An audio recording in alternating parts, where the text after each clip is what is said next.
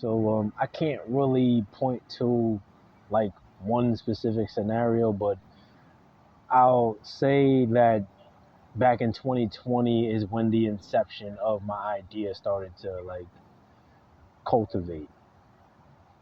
Back in 2020, I remember what happened with that. The pandemic was pandemicking. Um, when the pandemic hit, I was one of the non-essential workers, so I got laid off from my job.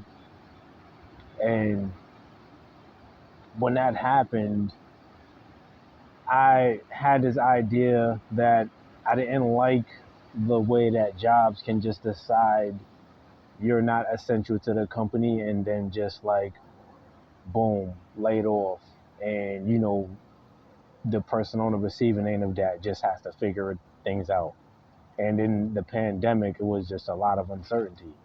And I didn't really like the way that jobs can just decide that. Um, Along with like jobs just like hindering creativity,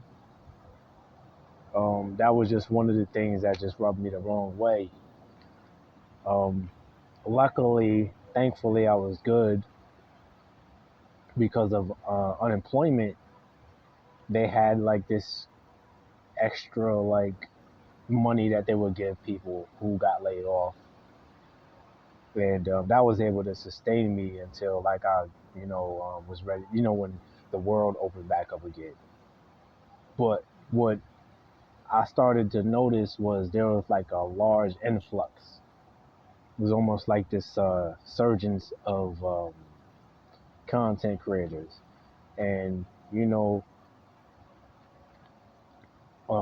I started to look at that, and then I'm like, I kind of like the idea of being a content creator because it gives the creative freedom to like make the videos that you want to make, and you're in control of everything that you do in every aspect.